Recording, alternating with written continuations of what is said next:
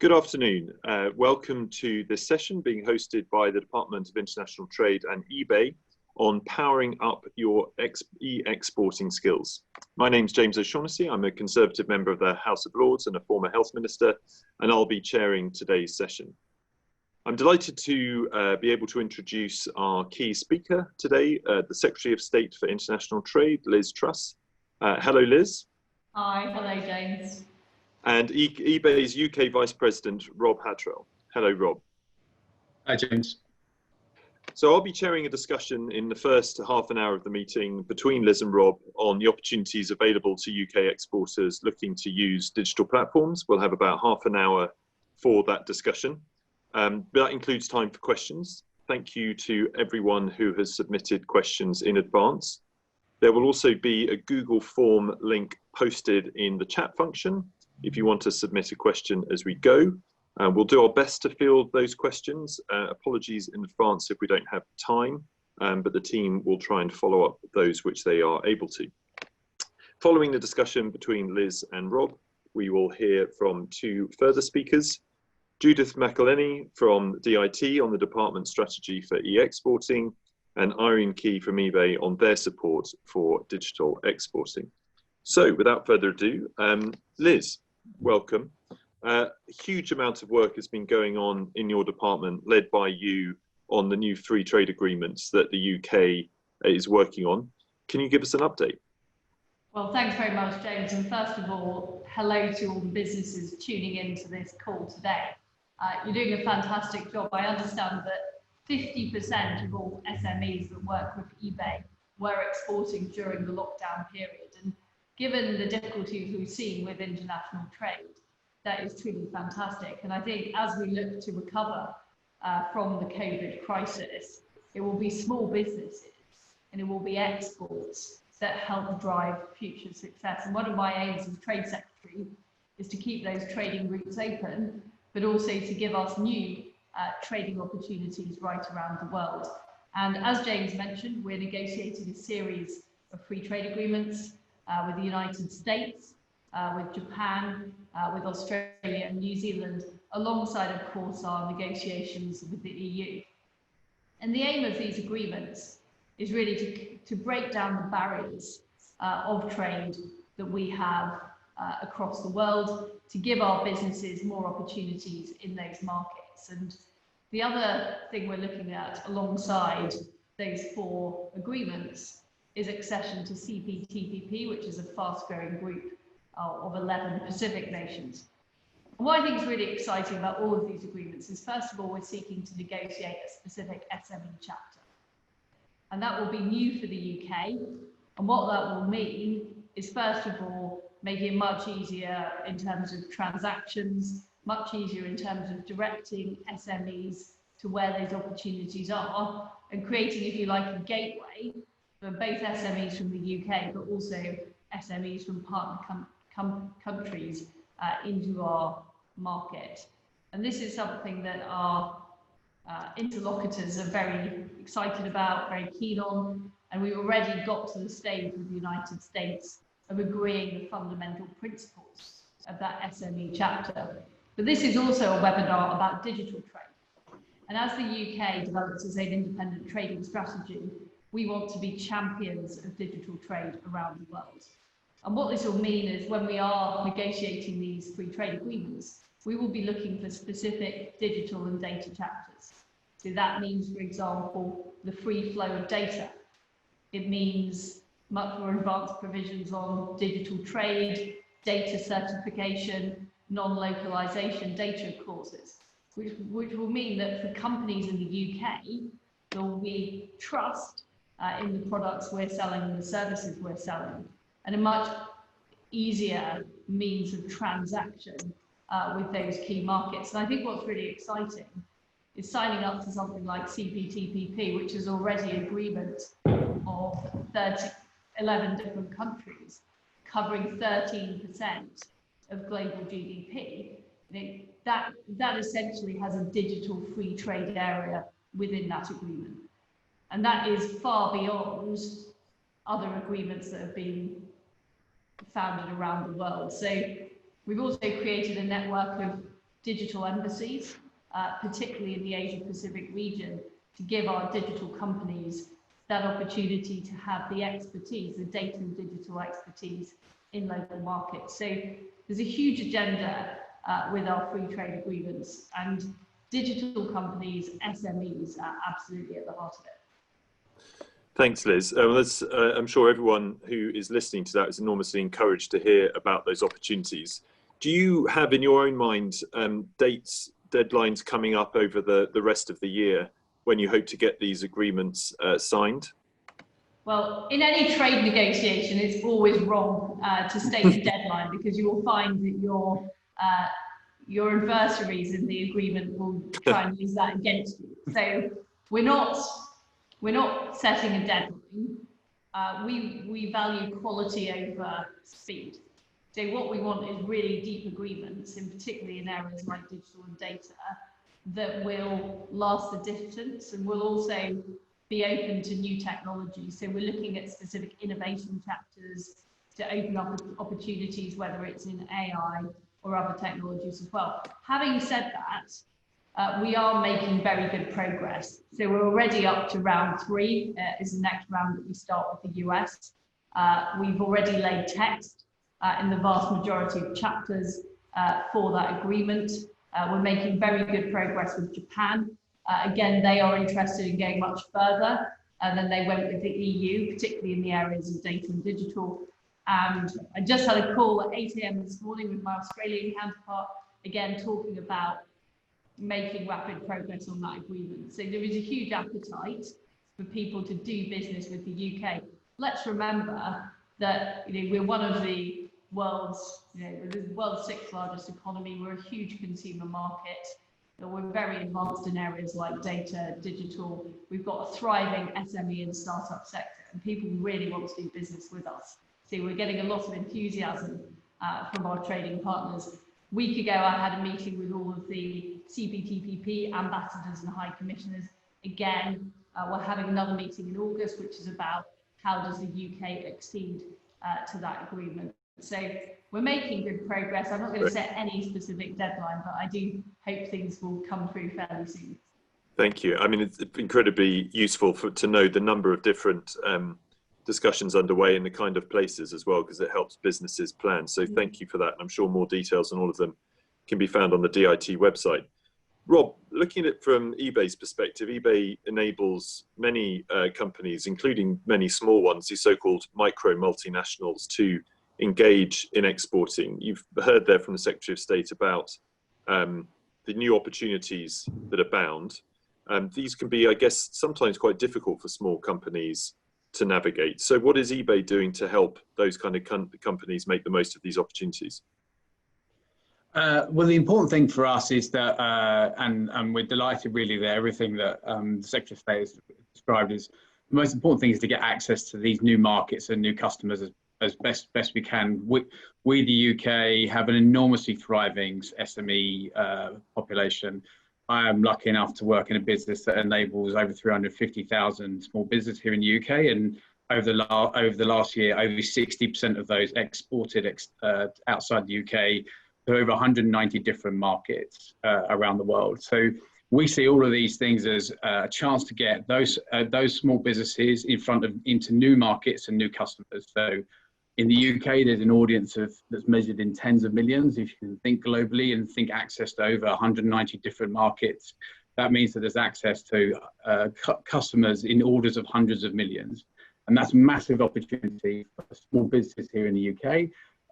Part of my job, I sit globally as part of the eBay leadership team, and I get to see how our businesses here in the UK show up on a global platform against other markets. I can tell you from first-hand experiences that British small enterprise is faster, it's more dynamic, it's more creative, it trades better, and our products and the things that we produce and the things that we create are hugely in demand. So our view in general is, in answer to your question, James, is just to make things as simple as possible as we can. It's enormously important that we try and simplify everything we can. That means that first we price services, and we'll talk later on today about things like a global shipping program. But our view is to, as simple as possible, use technology to allow small businesses to access those markets as quickly and as simply as possible. And are there, I think that's really helpful, Rob, thank you. Are there particular aspects of the new kind of free trade agreements that Secretary of State has talked about that are attractive? I mean, she talked about digital embassies, digital trade. What are you able to most take advantage of? Well, I think it's really important we recognise, and I want to do that, the notion of having an SME chapter in a trade deal, which I know the Secretary of State is doing with US, UK, is enormously important. We hugely support that. We think that's a massive step change in the way that trade deals are done. I think this is hugely symbolic, and we would really hope that future trade deals continue to follow that model. Historically, our trade deals have always focused on bigger business. My view and the view of eBay, and I hope of the 300,000 sellers who work with us, is that whatever the world looks like post-Brexit and post-COVID, we've got to give the opportunity for our smallest businesses, our smallest enterprises, those that are most nimble and agile, most able to adapt to the internet age, most able to take advantage of technology to connect themselves to customers all around the world. But those need explicit support in those trade deals, and we really welcome this notion of kind of an SME chapter. I think it's super important. And you touched on it in one of your questions, that it creates this notion for me of these ideas of micro multinationals. I think the days of big multinational companies being the only people who could imagine running big international businesses is gone. I think that can be done now. For a small SMB, the internet has allowed that to happen, and our export strategy and trade policy needs to support it. So we'd like to see continued strong SME chapters explicitly enabling for and simplifying the world on a global basis for those sellers. Many of the things that the Secretary of State has talked about in terms of simplifying digital trade. We'd like to see higher de minimis thresholds which allow SMEs to benefit from e-commerce, which effectively raise the threshold at which customers use to supply. And many things that were described already by Secretary of State in terms of provisions around data localization to make it simpler and easier for us to access and work with customers on a worldwide basis. Well, that's pretty reassuring, Liz, I think, to get that endorsement for the things that you are pursuing. I mean, clearly trade negotiations have changed dramatically since the time the UK was leading them as an independent nation previously, 40 odd years ago, much more digital, much more about regulatory barriers rather than tariff barriers. Are you intending to have the kind of things you talked about, SME chapters and so on? Is that going to become a constant feature of the kind of deals you're looking to strike? And secondly, from a DIT point of view, what programs and incentives are there out there to help SMEs navigate this new terrain? Well, the intention is absolutely, wherever possible, to have an SME chapter in the agreement, and that's something that all of the countries we're negotiating with want as well, and is part of CPTPP. We also want to go as far as we can on data and digital. So CPTPP is a very good standard, but we will be looking to exceed that where we can with some of our negotiating partners. So, for example, Australia, I think there's a real opportunity to set world standards. New Zealand as well. They've recently done a deal with the likes of Singapore, Chile. So there are some countries that we are very much allied to, leading the world in this area. And we want to become part of that grouping. First of all, to set standards in our bilateral agreements, but also to push the World Trade Organization to recognize digital trade and its rules. The World Trade Organization rules were written in 1995. They do not reflect the modern world of trade. And I think it's important, both for countries like the UK, but also the developing world, that we've liberalized in a lot of areas like goods and to some extent agriculture, but many parts of services and digital haven't been liberalized, and that's holding back opportunity, particularly in the developing world. So I think there's a really big agenda for the UK in promoting this work internationally and working with partners like Japan, Singapore, Australia, New Zealand, who are very, very pro-digital. And we already export a huge amount, and we have 13,000 small businesses already export to Australia. So we've already got a strong record, but imagine how much bigger that could be with easy digital access, underwriting of digital contracts. It could be really exciting, I think. Yeah. And in terms of the kind of programs and support and incentive that the DIT is providing to SMEs and digital businesses, what are the ones that you would most highlight as being? So we've recently launched a digital bounce back package. We launched it with Tech Nation, and I'd really encourage people to visit gov.uk and see what's available. I mentioned the embassies and the support that companies can get in our high commission. There's also, we're working with UK Export Finance to make their products more suitable for SMEs and digital companies. Again, we'll be saying a bit more about that soon in terms of the way that works. And also we have a network across the country of international trade advisors that people can get in touch with to give them specific support. We're also working on digital trade shows, digital trade access program as well. So there'll be more things coming online very soon. Very good, thank you. So Rob, looking at it from your perspective as a platform that can help SMEs and others grow their exports, I mean, as Liz said, over half of the companies on eBay have been exporting during lockdown, and actually those numbers have grown, which is one perhaps silver lining on that particular COVID cloud. But what other help are you providing? Where would you most want to point people to who are thinking of getting into this, but perhaps not quite sure how to do it? There's a couple of things. The way our technology works is that ultimately when you start to create a business, it's very simple to kind of become an exporter. You can just decide to list in other countries, and that gives you a chance to tiptoe your way into 190 different markets. You can choose where you want to ship to, and that gives you a chance to test out where the things that you do and the things you create work. So the number one thing I always say to any sellers thinking about it is try and have a go and try to experiment. It's like, imagine just this enormous audience that you've never had a chance to talk to before, and you can go and experiment and try different things. I mean, I pulled some data from last year to give you some ideas of markets that I didn't know existed. Like one of the biggest things that we exported to Australia last year from the UK on eBay was things associated with Warhammer, which I think is some kind of gaming thing that I don't quite understand. We actually sold one of the fastest growing export channels on eBay last year was down to the Philippines, where we sold CDs, DVDs and Blu-rays at an unbelievable rate. Our biggest trade corridor on eBay is actually between the US and the UK. And actually the number one thing that was sold from the UK to the US is electrical hair removal devices. And I give you all those examples because the truth is markets exist and create and are digitally enabled and access at super fast speed. So the first thing to do is try and get on the platform and access the 190 million customers who are out there shopping on eBay. Our platform puts that mobile and automatically, which is ultimately where customers are, and that gives you a chance to experiment. Once you get a bit more confident, I think there's a chance then to effectively start to take things at a different level. We offer services like our global shipping program, which I know Irene is going to come and talk about later on. But ultimately, simply put, that's a local UK address where you deliver stuff to, and we will then do the rest of the work. We will get that product out and through customs and through all of the complexity of that. And all you have to do is make sure it gets delivered to a UK address. And the final thing for those who want to get most advanced, I think then there's a chance to really set business up internationally and have an international presence.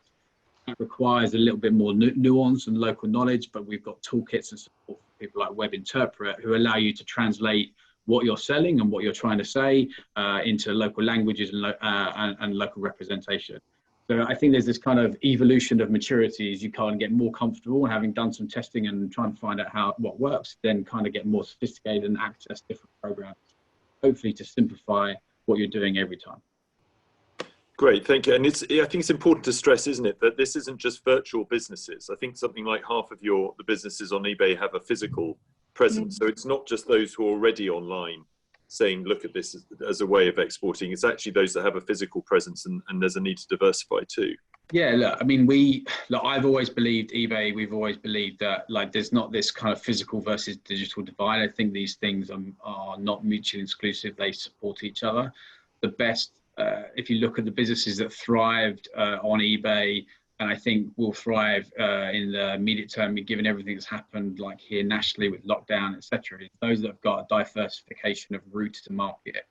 So having another channel to market, having an online channel to market, and having that channel then open up globally, you can run a shop down somewhere in Wolverhampton, and I don't actually just talk to the people in Wolverhampton. I talk to 190 million people worldwide. That gives me, even as a small shop owner, like a one-shop owner, like a global audience and a global market to go and access. And we think that ultimately is the key to success, is the ability to operate and deliver for customers locally, but use technology to give you other routes of income, and find ways of balancing and investing across all of those. And we think that gives you probably the most resilient business that you can think of, with like this huge opportunity of markets that we can access now.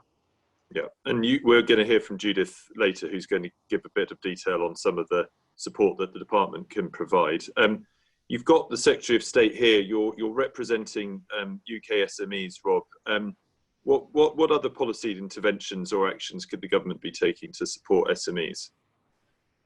Well, I think we've covered a lot of it. And I just want to reinforce this need for an SME chapter in everything we do. I think it's super important that we prioritise SME. I do genuinely believe that it'll be our SME community here in the UK that will get the UK economy bouncing back out of what's been a difficult period from COVID. And if you look at all the data digitally, that we're set up for success as a nation. And I fundamentally believe, and I see it day to day in my job, that the SMBs and the enterprises here in the UK are more creative, they're faster moving, they create and sell products that customers want worldwide. So like prioritising SMEs in that rather than big business, I think is super important. That said, there are things clearly that happen in trade deals and trade negotiations. I think you guys touched on it already, where things can get complicated because very often it's not about tariffs, it's about compliance, or it's about structures that we might put in place, and try and make those as simple as possible and easy to access as possible, so that it's not the domain of big business only to be able to understand them, but it's simple enough that small businesses can understand them and navigate them. And the final thing is, I would just encourage government, and hopefully they will, is to continue to work with ourselves, other businesses who try and explain and educate and give confidence to small businesses to take advantage of it. I really like what was done through the Japan-EU Economic Partnership Agreement, this notion where they created an SME contact point, this idea of a one-stop shop providing SMEs with information on all the things they might need to know about customs, regulations, procedures, rules of origin, etc., IP. Trying to simplify that in the negotiation is super important, but then whatever's left over that we need to maintain, having some simple ways of accessing knowledge so that you can build confidence, I think is super important, and we'd love to try and help out, make sure that we make that as accessible as we can. Great, thank you. And Liz, we've got a question from one of the audience, one of the sellers, who says, the SME chapter sounds exciting. Can you please say more about what this will mean in a tangible sense for small businesses? The SME chapter, I mean, what Rob has just been saying about creating a one-stop shop, creating a single point that SMEs will be able to access to understand a particular market is a really important part of it. So that is true for the US or Japan or Australia or New Zealand, and also the CPTPP countries. But it also relates to other parts of the agreement. So, for example, simplifying customs procedures. I visited small businesses in Britain currently exporting to the US. There's lots of different pieces of paperwork they typically have to fill out. We want those to be digital, so it's a lot easier to get physical products into the market. We talked about transparency, so dedicated websites and online resources for SMEs, and also a regular SME dialogue, which is about organisations representing SMEs and SMEs themselves meeting regularly with counterparties to update those arrangements as time moves on. I think Rob made a very good point about the complexity of the rest of FTAs, and there are complex issues like rules of origin, complex issues about the tariffs and the way that tariff reductions work. And part of the point of the SME chapter is simplifying a lot of that work, particularly for SMEs. So people are able to spend their time trading rather than spending their time trying to understand the system and fill in the forms. So that is really what it is all about. But I see it as very much a dynamic process that changes over time. And as I said, my critique of the World Trade Organization is that it hasn't changed enough over time. It hasn't caught up with the digital age. But I think through these bilateral and plurilateral agreements we're negotiating, we really can make sure that, you know, I often say I want it to be as easy to export something to the United States from Yorkshire as it is to export it to Lancashire. And that's what our ultimate aim is. A very good aim indeed, a true free trader. Liz, it's I think it is, of course, worth just touching briefly on Brexit. I know it's not, the discussions aren't being driven directly out of your department, but obviously it is something that exporters are thinking about. How do you see the prospects of a deal with the European Union on trade for the rest of the year? And how should the SMEs and other exporters on this call today be thinking about preparing for that? So we are in negotiation that is being led by David Frost out of Task Force Europe. But obviously we work very closely with David and his team to make sure that we are benefiting businesses across the piece. It's very, very possible for us to get an agreement with the EU, a similar agreement to, let's say, Canada or Japan have, and also to be able to get the types of trade agreements I'm talking about. So Canada is a great example. Canada has a trade deal with the US, USMCA, which, by the way, has an advanced digital and data chapter. They've also got a trade deal with the EU, CETA. So that is the position that we want the UK to be in. We think that's the right decision for Britain. We think it's the right decision for the EU. We've accelerated those negotiations. David Frost is currently in Brussels in those talks, and that is the outcome we want. But of course, we need to prepare for all eventualities as any sensible negotiator would. There has been advice given to businesses, and again, you can access this on the gov.uk website about how to prepare for the new arrangement. So I'd encourage companies to do that. But what we want to be in the position of at DIT is enabling companies to be able to trade around the world as easily as possible. And that is what our facilities and websites allow people to do. Yeah. No, thank you for that update. I'm sure everyone agrees with you about the ambition and the desire to create such an environment. As we look ahead, Rob, to the future, perhaps just worth letting the people on this call, many of whom are eBay sellers, know a little bit about the export markets. As Liz was talking about, we're moving to much more a global vision of trade. What are the export markets that have been significant in the years up to now? And where do you see the big growth opportunities in the years ahead? So on eBay, the big markets on eBay tend to be into the US. So and so we're like delighted that the free trade agreement focused there first. Definitely then into Germany, France, a lot into kind of immediate Europe. Then really starting to gather a lot of momentum and pace has been kind of Australasia. But the big hyper growth markets are actually Asia. So I kind of mentioned already the Philippines, Japan. Those markets we see really are hyper growth as customers come increasingly online, more digitally enabled, but also want and desire Western built products and Western manufactured products. Again, as the huge UK owned, UK run businesses, I think they're brilliantly creative. They trade better than I see them trade against, and kind of on eBay, it's like a global platform. So there's sellers from all around the world, and the sellers are competing.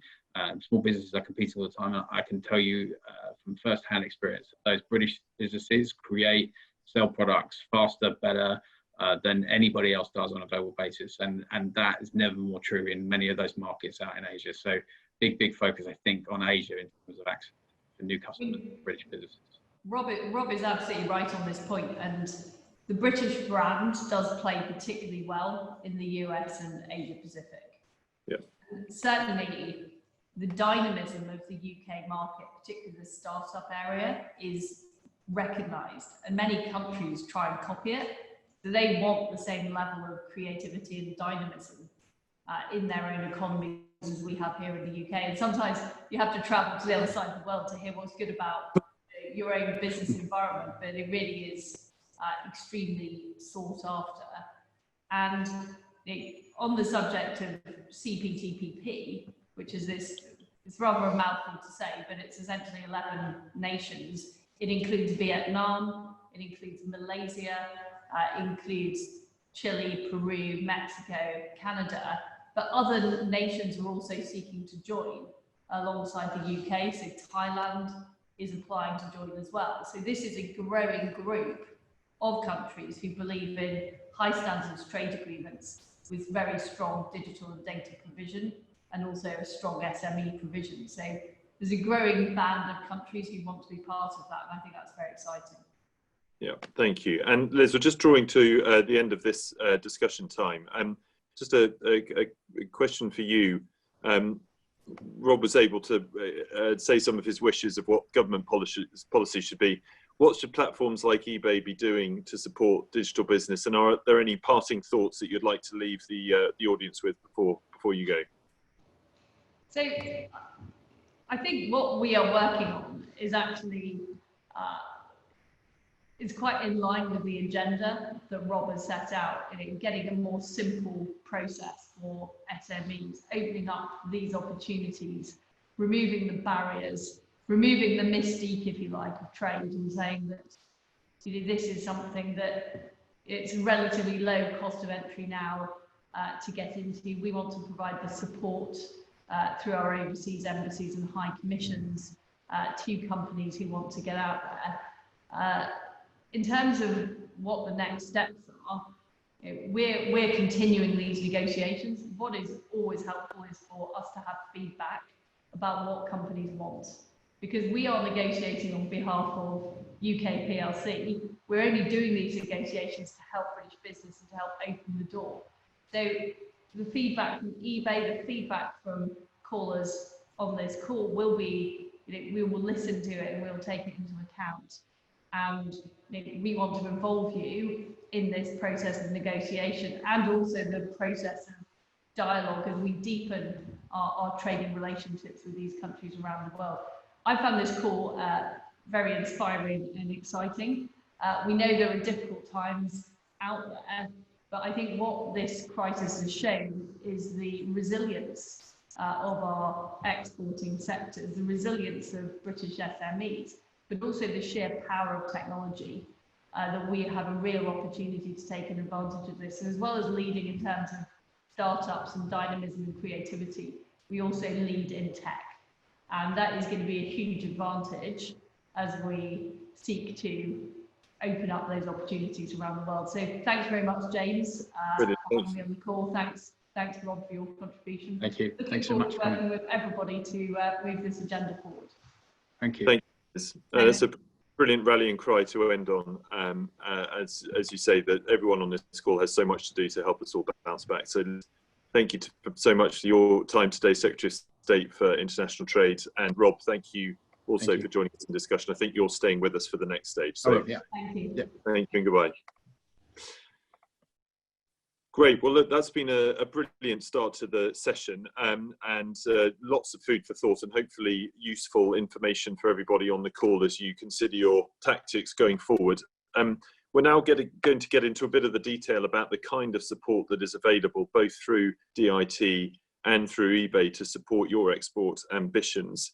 We're now going to hear from Judith McElhenney, who is an e-commerce specialist at DIT, and is going to be talking to us about DIT's e-exporting strategy. So Judith, over to you.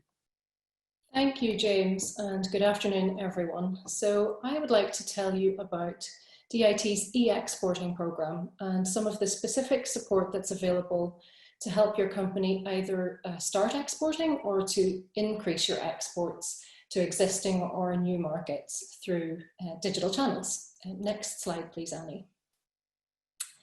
So before I jump into the details about the e-exporting programme, I just want to point you to this business support finder tool on the gov.uk website, which has been set up to help businesses manage the impacts of the ongoing coronavirus crisis. You can visit the tool as shown on your screen here, and it will have all the latest information, including financial support packages that are available to your business. Next slide, please. So the e-exporting programme has been around for just under 6 years now, and the programme was launched specifically to help UK companies export through digital channels. And there are a few main services that we offer that I'd like to walk you through. So first of all, we partner with many of the key marketplaces around the world, including our hosts today, eBay, of course. And we have exclusive deals negotiated by DIT on behalf of UK sellers with many of these platforms. So that includes things like waived platform fees for an initial 3 or 6 month period that allows you to try out the platform for your business, and even reduced commission rates with some of the platforms, which last for the lifetime of your selling relationship on that specific marketplace. And at the risk of preaching to the converted here, marketplace platforms like eBay account for well over half of the entire global B2C e-commerce market, which I think is just amazing. And in 2019, 52% of all cross-border B2C e-commerce sales were also transacted on marketplace platforms, not on mono-brand websites. So they should definitely be a key part of any international e-commerce strategy. So our second service is called Selling Online Overseas, and I'll show you this on an upcoming slide. It's a marketplace finder tool. Thirdly, we run great promotions with our partner platforms. So this is where DIT negotiates merchandising space on the platform homepage usually, and we run promotions for a 1 week time period that drive traffic to all of the UK sellers that are on that platform. And this is completely free of charge for British brands to take part, and typically drives about a 40% uplift in traffic to participating brand products with a similar uplift in sales. And then our final service, which I think is actually probably the most valuable, is our e-commerce advisors.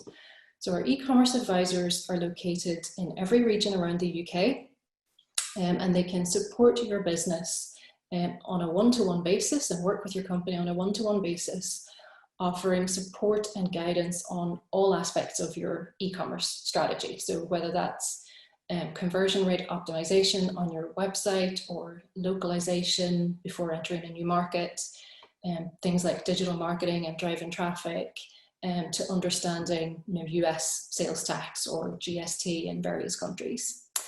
They can also, of course, help you understand and select marketplace platforms that may be suitable for your business if you're looking to expand beyond and in addition to eBay. And they can introduce many service providers who can help companies overcome some of the most common barriers to trading online internationally. So things like localization, third-party logistics providers, VAT specialists, and so on. And a lot of those service providers also offer preferential rates to companies introduced via DIT. And then finally, those e-commerce advisors can also provide you with access to our vast overseas network. So the British government has embassies and consulates in 108 markets around the world, and we can connect you up with retail specialists in those countries and provide market intelligence for specific markets and so on. Next slide, please. So this slide shows the great.gov.uk website, where you can go to learn more about the e-exporting programme and the various tools that I've mentioned. You'll find lots of case studies on here, and you can also access export opportunities from this website, and those are direct requests from overseas buyers who are looking for specific products from UK brands, manufacturers and retailers. You'll also find on this website the Selling Online Overseas tool and a variety of other helpful resources. Next slide, please. And showing on your screens now is the Selling Online Overseas tool. So as I mentioned, this is a marketplace finder. You can search the tool by product category and by the market that you're interested in selling to, and it will show you a list of all the potential marketplaces that are relevant for your business. It will indicate to you right from the list which of those tools DIT has an exclusive deal with. You can see the details on that deal, and you can also apply directly from the tool to that particular marketplace platform. So we currently have 43 partner platforms on the tool. We're adding to this list all the time. And in fact, we'll be expanding the tool to also include B2B marketplace platforms in the next few months, expanding opportunities for sellers to connect with international buyers and wholesale opportunities overseas. Next slide, please. So this slide shows you the eBay listing within that Selling Online Overseas tool. And I just wanted to give you an idea of the level of detail that you'll find within that tool. So for any given platform, it'll show you the size and scale of the platform, the number of registered users, so you can have an idea of expected traffic. It will show you a little bit about their customer demographics, which current brands sell on that platform, as well as all of the practical information that you need to assess how that marketplace might work for you, like the operating model, whether or not they have a proprietary logistics program that you can make use of, such as the global shipping program from eBay, and all of the various fees that are involved, commissions, monthly fees, etc. So you can really understand the nuance of each platform. It will also show you the different marketing and merchandising tools that are available on each marketplace, so that you can understand not only how to get your listings live, but also how to effectively drive traffic and grow sales. Next slide, please. So to help you prepare for the end of the transition period coming up at the end of the year, there's a checker tool on gov.uk/transition that I would encourage you all to visit. So you'll basically complete a very simple questionnaire, and the tool will then provide you with a comprehensive list of the actions that you need to take to be ready for January 1st, when the UK leaves the single market and the customs union.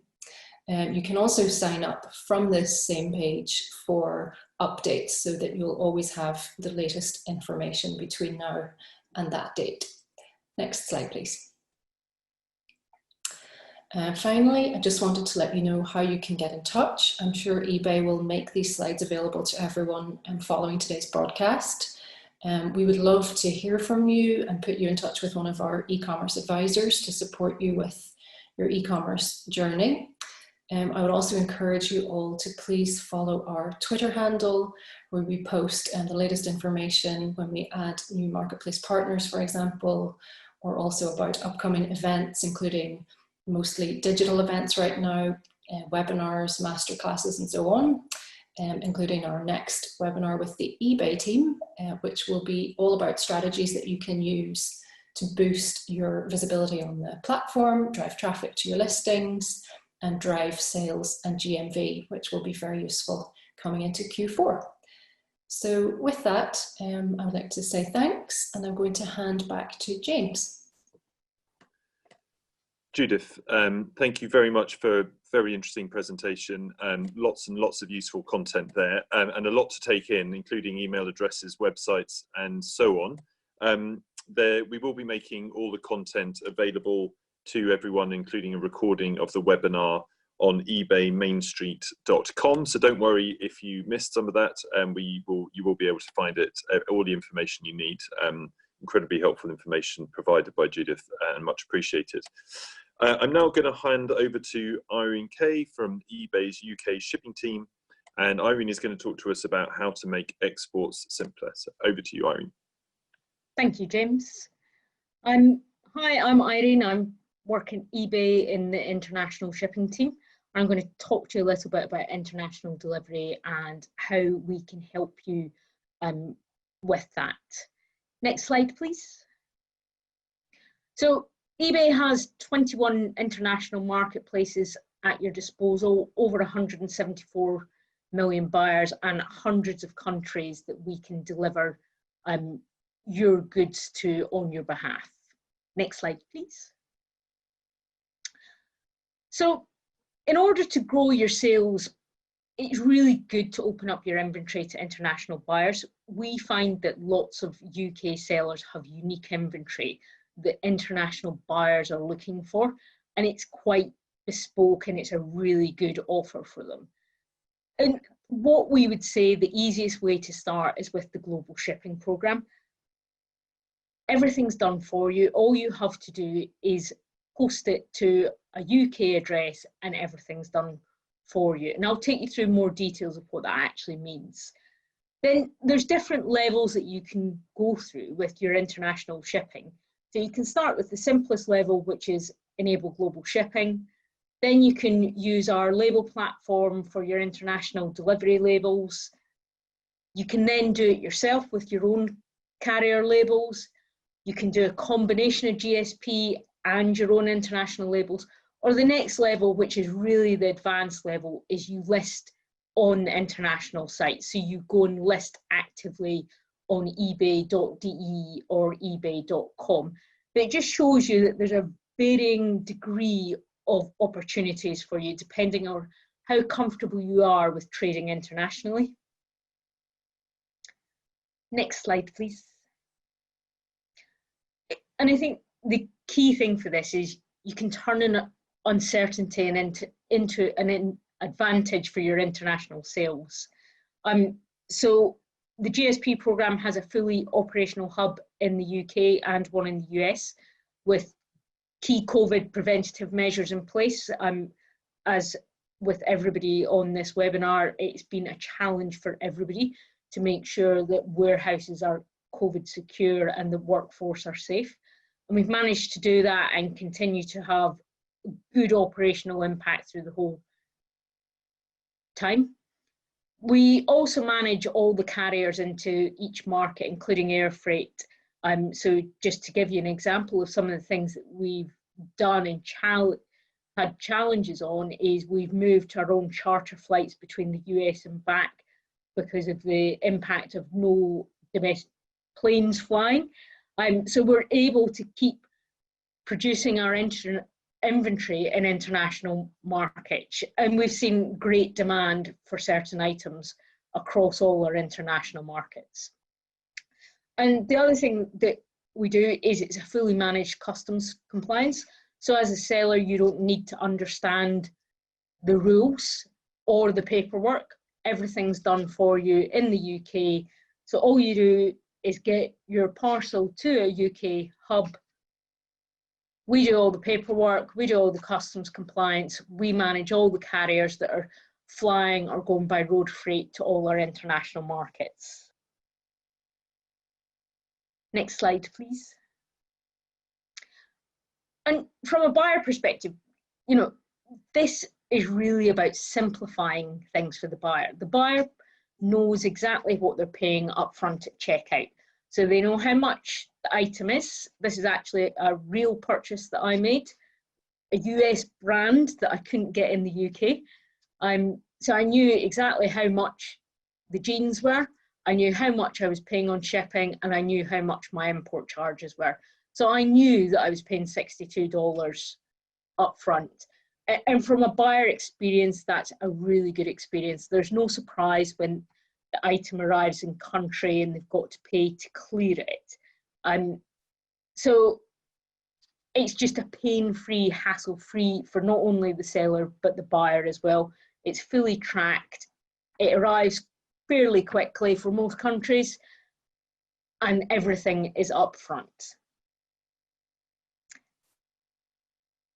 Next slide, please. And one of the most important things about this, it's not an all or nothing service. It can complement your existing international services. So we have a lot of sellers that have their own international for certain countries, and then they use GSP for other countries where they maybe find it more complex in terms of the customs documentations, etc. So you can do a combination of both, and at certain times you could choose to do one or the other or put them together. So it's a complementary service, and it's really the starting point for where you go to with your fully international sales. Next slide, please. It's full of benefits. It's available. We ship to 106 countries worldwide now through the GSP program. It is as simple as a domestic sale. It protects the seller. All you have to do is get it to the hub in the UK. If anything goes wrong with it in transit, we'll take care of that. If it's damaged, etc., or doesn't turn up, we take care of that. And it reassures the buyer. The buyer knows they're buying through the global shipping program. They can see all the tracking events. They know exactly where it is in the chain. So it reassures the buyer that they're buying a good product from a trusted seller on eBay. Next slide, please. So it's really simple. If you're selling domestically, it's really simple to just opt in, or you can look at both your own international and a combination of GSP. Everything is available on our seller center pages. And the one thing that, you know, the reason that buyers buy through GSP is because we have unique inventory that buyers globally are looking for, and that is really important.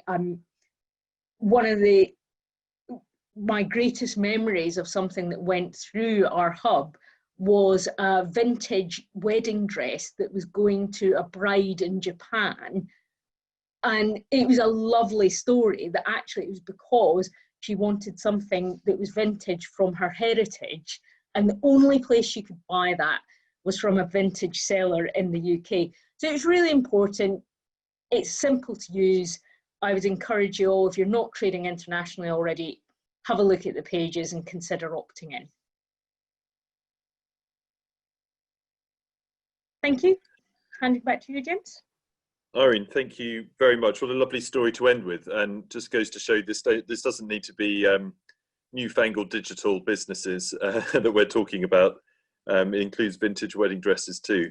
Well, look, thank you very much for giving us the opportunity to understand a bit better how the global shipping program works. Again, just to emphasize that all the content of the presentations today are available on ebaymainstreet.com.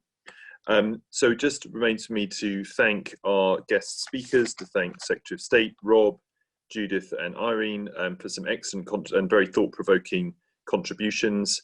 I hope you have found that useful. I hope you have found encouragement for those of you who are just dipping your toe or haven't yet got into the export market, the encouragement and confidence to do so. Thank you so much for everything that you are doing to keep our economy going and bouncing back during this difficult time. It is undoubtedly a difficult time for all of us, but there is encouragement, there is a silver lining to the cloud, and there are huge opportunities ahead, and we really hope that you're able to take advantage of them. So thank you again, and have a good day. Thank you.